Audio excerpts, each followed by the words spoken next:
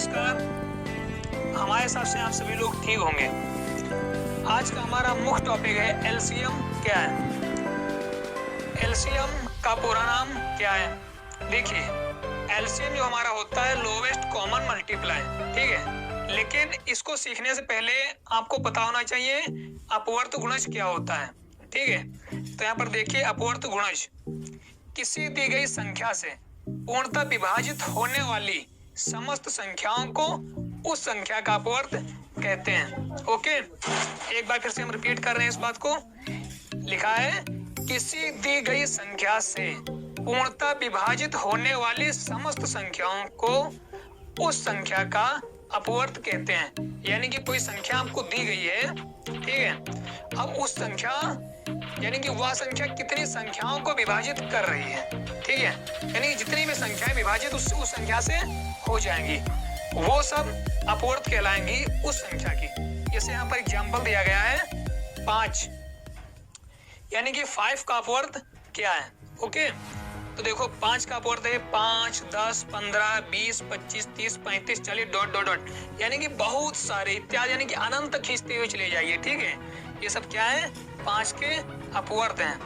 और यहाँ पर दूसरी संख्या जैसे 3 का अपवर्त क्या है, तो 3 देखिए इधर यहाँ पर बताया गया पूर्णतः विभाजित होने वाली समस्त संख्याएं, यानी कि 3 से जितनी भी संख्याएं विभाजित हो जाएं हम उसे अपवर्त कहेंगे, ठीक है। तो देखिए 3 का अपवर्त क्या है, 3, 6, 9, 12, ये सब क्या है हमारा 3 का अपवर्त है। अनंत तक खींचते हुए चले जाओ, ठीक है।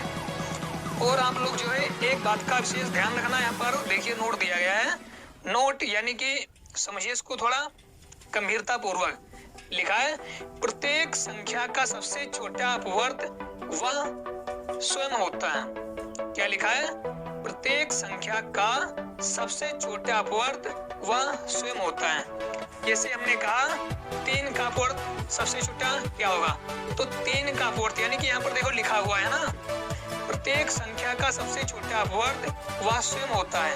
तो इसीलिए 3 का सबसे छोटा अपवर्त हमारा 3 ही होगा, ठीक है। दूसरे नंबर पर देखिए इधर पॉइंट, प्रत्येक संख्या के अनगिनत अपवर्त होते हैं। यानी कि कोई भी संख्या होती है तो उसके अनगिनत अपवर्त होते हैं। ओके, और तीसरे पॉइंट में दिया हुआ है शून्य का अपवर्त केवल शून्य यानी कि 0 ही होता है, ठीक है। यानी कि ऐसे कोई कहता है शून्य का अपवर्त क्या होगा, तो शून्य का अपवर्त भैया शून्य ही होगा। ओके, अब हम आप लोगों को बताएंगे कॉमन मल्टीप्लाई क्या होता है, यानी कि समापवर्त। देखिए परिभाषा दी गई है वह संख्या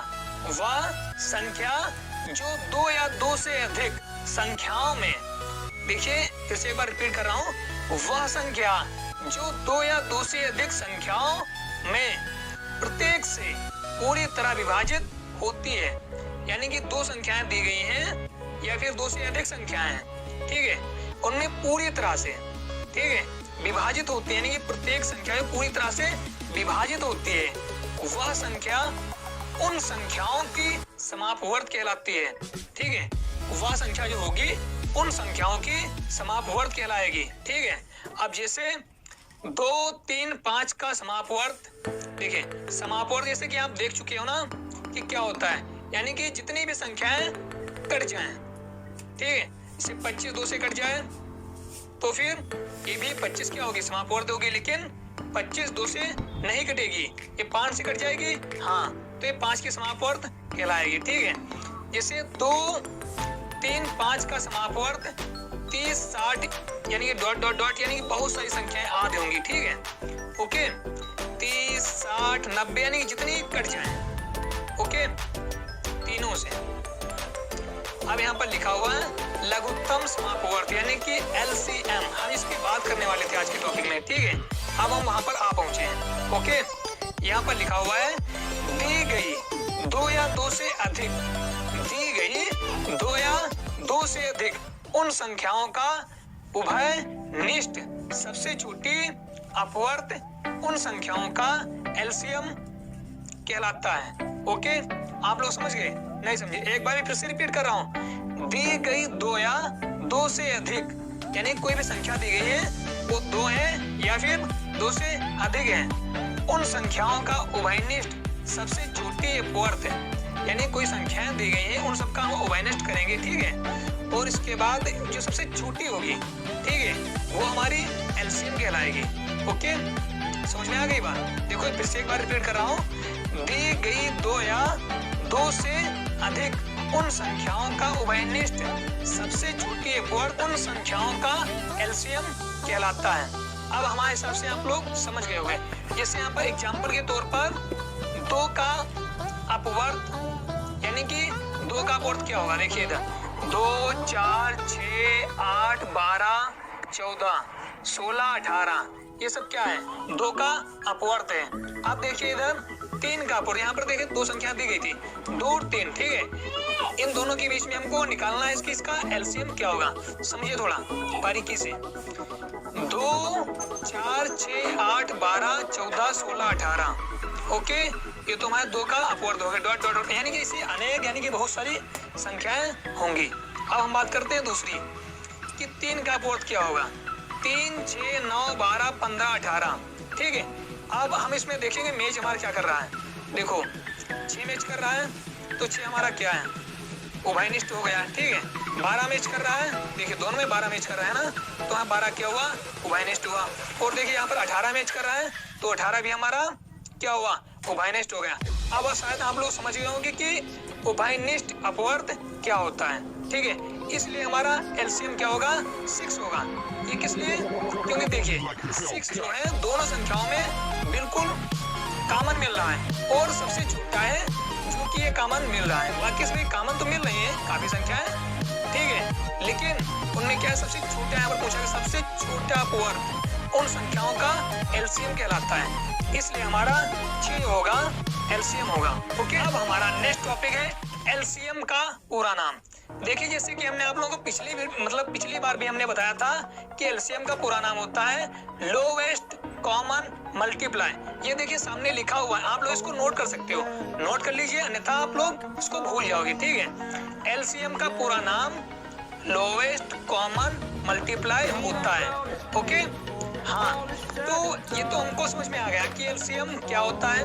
ओके, अब हम देखते हैं कि इसका उपयोग कहाँ पर किया जाता है, ठीक है, इसका उपयोग कहाँ होता है। ओके, देखिए इसका उपयोग होता है साध्य प्रश्नों एवं भिन्नों को हल करने के लिए, विशेष रूप से इसका उपयोग किया जाता है। देखिए साध्य प्रश्न होते हैं, यदि आप लोगों को नहीं पता तो हमने उस पर भी एक वीडियो बनाया है, आप उस वीडियो पर जाकर इसको देख सकते हैं, ठीक है। भिन्नों को हल करने के लिए यानी कि विशेष रूप से इसका उपयोग किया जाता है, ठीक है। ओके, अब देखिए हम बात करते हैं एलसीएम निकालने की विधियां, ठीक है। देखिए एलसीएम ज्ञात करने की प्रमुख 2 विधियां होती हैं, यानी कि इसमें क्या लिखा हो, आप लोग ध्यानपूर्वक सुनिएगा। एलसीएम ज्ञात करने की प्रमुख 2 विधियां होती हैं, ओके, और ये दोनों विधि एलसीएम निकालने के लिए लोकप्रिय हैं। ओके, हालांकि दोनों विधि का प्रयोग वर्ग यानी मानसिकता के ऊपर निर्भर करता है, जो छात्र अपने सहूलियत के अनुसार प्रयोग करते हैं, ठीक है। यानी कि ये विधि जो होती है हमारी 2 विधि होती हैं, ठीक है। अब कौन सा स्टूडेंट किस प्रकार से ज्ञात कर रहा है ये उसकी मानसिकता पर पूर्ण रूप से निर्भर करता है। पहले हमारी विधि होती है लगातार भाग विधि यानी कि डिवीजन मेथड। ओके, ये हमारी पहली विधि होती है। और दूसरी विधि होती है अभाज्य गुणनखंड विधि यानी कि प्राइम फैक्टोरियलाइजेशन मेथड। ओके, इन दोनों विधि से हम एलसीएम को ज्ञात कर सकते हैं। अब हमारे हिसाब से आप लोग एलसीएम पूर्ण रूप से समझ गए होंगे कि एलसीएम क्या होता है, इसको हम किस प्रकार से ज्ञात करते हैं। एलसीएम ज्ञात करने की विधि, ठीक है। यदि आपको एलसीएम ज्ञात करना नहीं आता है तो हमने उस पर भी एक वीडियो अपलोड किया है, आप उस वीडियो पर जाकर देख सकते हैं कि एलसीएम किस प्रकार से ज्ञात किया जाता है। ओके, यदि आप लोगों को हमारा यदि आप सभी लोगों को हमारा वीडियो अच्छा लगा तो प्लीज हमारे इस चैनल को लाइक कीजिए, सब्सक्राइब कीजिए और कमेंट करना ना भूलें। जय हिंद, वंदे मातरम।